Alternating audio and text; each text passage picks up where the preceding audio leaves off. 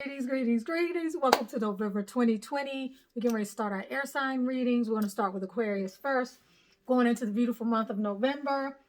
Super excited about it. We have major gateways and portals opening up here on the 1st and the 11th. You guys, I'm thinking about taking my readings back to my old channel from some years ago, Powerdigm Soul Readings. So in the event that you stop seeing the readings on this channel, just check out Powerdigm Soul Readings. I did different types of readings on there, and I feel like I want to separate this channel for that. But I'm not sure. So that's just so that you have an idea. So we're going to get into our Aquarius reading for the month. I'm super excited to find out what is going to be what you're dealing with, Aquarius. As we go into November, as we're in the 11th month of this amazing and challenging 2020 year. So as we do that, you know, the first part of the reading is going to give you the overall oracle guidance. Some of the themes will come up that have to do with what maybe you need to get clear on, some messages that the universe wants you to have. And then as we get into the more specific guidance, that's going to be the second half of the reading, and that is for my Patreon members only. That's when we get really specific about love, career, work, money, and anything that may come up thematically in the oracle part. Now, I feel like I want to use the melanated Rider-Waite and the regular Rider-Waite, as well as the Divine Diversity Tarot. I'm feeling called to use the Butterfly Oracle, Spellcaster. I think for the minor arcana pulls, I'm going to be using the Crystal Visions Tarot. And also, I feel like maybe the Quantum Oracle. So let's just dig in right now, okay? I'm going to lower the camera so you can see what is going on. All right. So yeah, check Powerdigm Soul Readings in about a week or less. I think I am going to activate that channel again and separate my readings from this channel. Keep this channel specifically geared towards some of the more spiritual content. All right, so let's just kind of feel into Aquarius's energy going into November 2020. We ask whatever messages need to come through, that they come through clear, unobstructed, without bias, without ego, and that the true essence of spirit speak to those people who tune into this reading. I get a quick feel. Yesterday my readings were way long. I want to try to shorten them today. Just want to get a quick feel for some of the energy that Aquarius needs to pay attention to. Aquarius energy for 2020. What does Aquarius need to know? Aquarius energy for 2020. What does Aquarius need to know? Aquarius energy 2020. All right, so Aquarius, for sure we got courage, which means you maybe have not had enough courage, or something in your life is requiring you to direct your passions.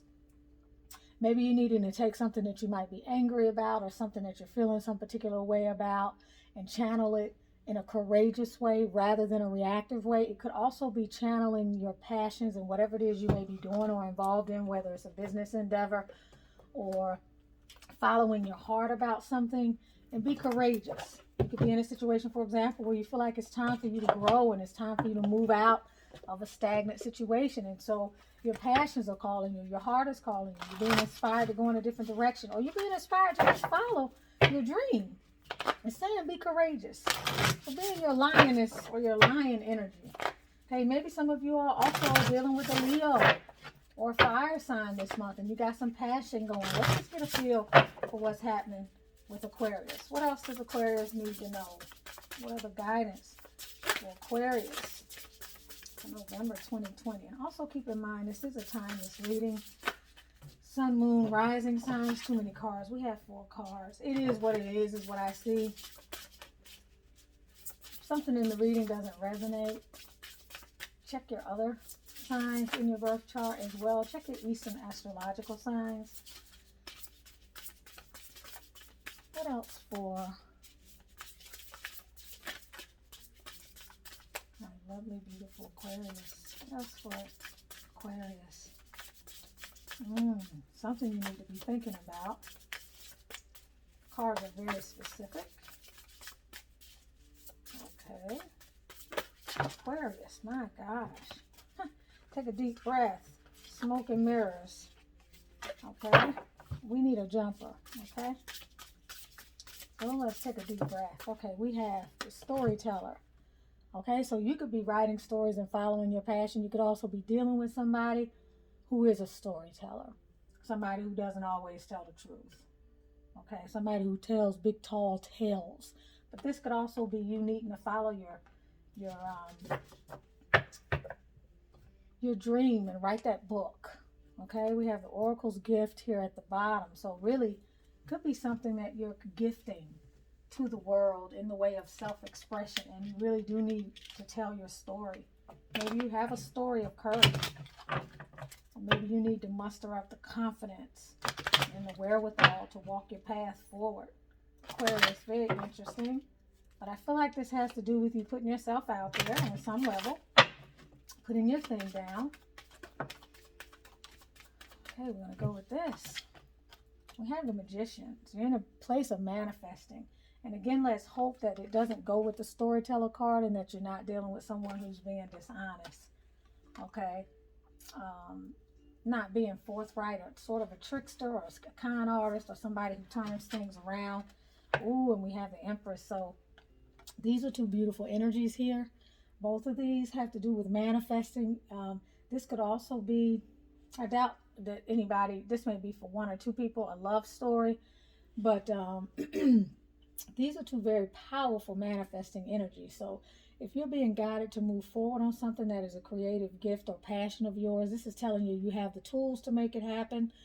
And this is also saying that now you're pregnant with possibility. So the timing is also very good. And there's a marrying of your creative spirit with your formative manifesting spirit. So you have the divine masculine energies and your divine feminine energies on the table right now. So it's a perfect time for you to step out and follow your passion. Okay, that's beautiful. That's super duper beautiful.